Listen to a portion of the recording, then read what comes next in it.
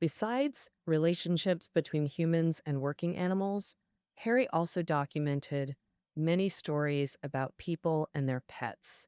As society develops and progresses, more people keep pets for emotional needs. Animals have transitioned from production tools to emotional companions, and veterinarians' work has correspondingly changed. And they used to focus on cattle and horses. Now vets devote more energy to pets. Animals bring happiness to lonely modern people, especially the elderly. That's Harry's conclusion.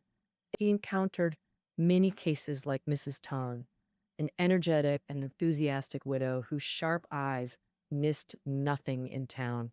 When her dog was run over, the ever-smiling Mrs. Tong first showed Harry her pain and emptiness.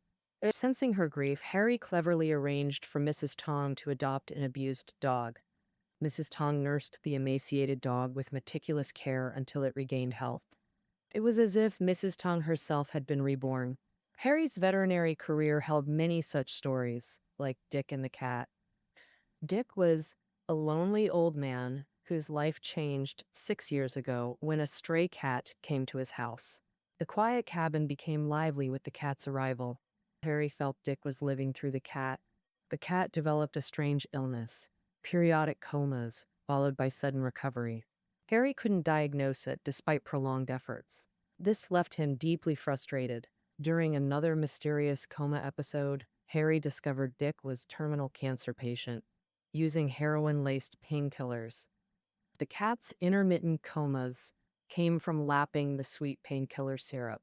When Dick's final moments came at the town hospital, Harry happened to visit and heard Dick say the cat had been adopted, he could rest easy now. His last words were calling the cat's name before slipping into coma. He passed next day. Harry also recorded an elderly couple's story. After their 12-year-old dog was hit by a car, the 70-something couple considered adoption, but feared leaving a new pet uncared for. While troubled by this dilemma, they discovered an ailing old dog at their neighbor's. When the neighbor planned euthanasia, the elderly couple intervened and saved it. They told Harry, "We've thought it through. We're old, but so is the dog.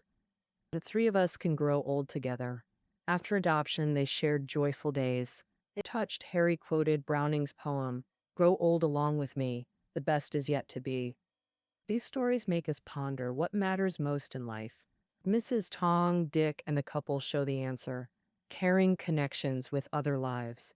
When lives intertwine, hearts find roots instead of drifting. This is animals' meaning to humans.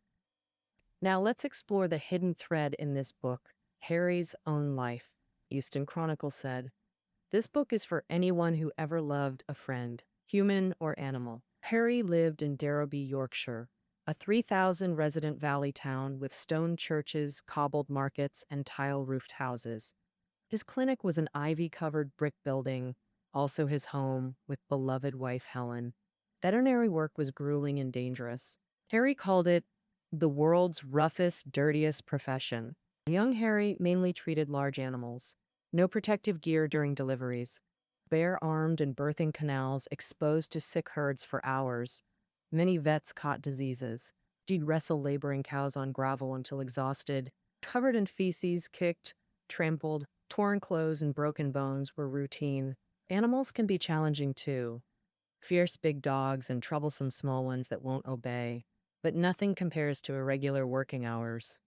Westerners generally respect personal time, but Yorkshire farmers held different views.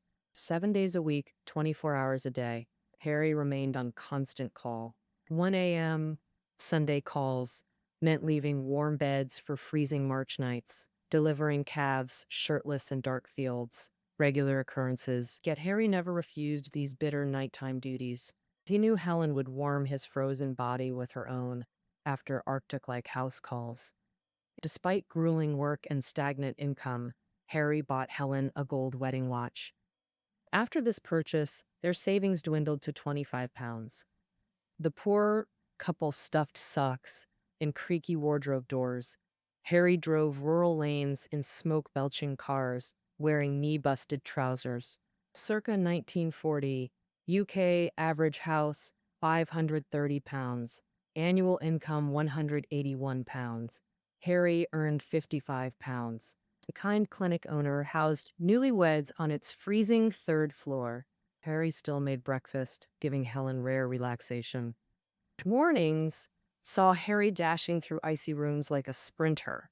Poverty couldn't stifle laughter. Their cheerful resilience saw to that. Harry wrote of a wealthy matron gifting her late husband's suit, seeing his shabby clothes. The London-tailored suit's waist reached armpits. Mirror viewing brought despair. He joked this sartorial disaster was his ultimate defeat. Helen laughed till tears came. Young and impulsive, they often bought unneeded items, like a wooden owl letterbox or an inkwell with tiny drawers. Harry once hauled home 24 moldy geography volumes bought with great effort, only to banish them to the basement. Yet this couple never traded harsh words, mistakes met with laughter then forgotten. Amidst this love-filled poverty, Helen became pregnant. In 1942, before their child's birth, Harry received military orders to London's RAF base. One dawn, Harry left Darrelby by taxi with his veterinary dictionary, their tears glistening. Harry described the scene. Morning sun piercing autumn mist, dewdrops glittering on leaves, peaceful town receding as barracks awaited. We've covered the book's dual threads, human-animal bonds, and Harry's personal journey. Finally, let's explore why this book captivated global readers. Firstly, Herriot's unadorned portrayals of sentient animals broke new literary ground. Through these tales, he reveals nature's raw beauty surpassing poetic imagination. Living creatures need no magic to tell profound truths. Their authentic stories shine. He approaches all life equally, uncovering inherent wonder. Secondly, Herriot celebrates humanity's radiant goodness. His pages brim with warmth, like the clinic owner's subtle compassion. Facing military service with pregnant wife and empty coffers, the employer devised discreet help to preserve Harry's dignity. Feigning coincidence, he invited Harry for farewell drinks. Casually mentioning owing £50, he left checkbook and drawer for Harry. Harry maintained composure but marveled at this financial miracle. Years later, he finally understood the truth. The employer never owed him anything. Harry wrote about an old lady who always brought him hot water, soap, and snow-white towels after his exhausting work.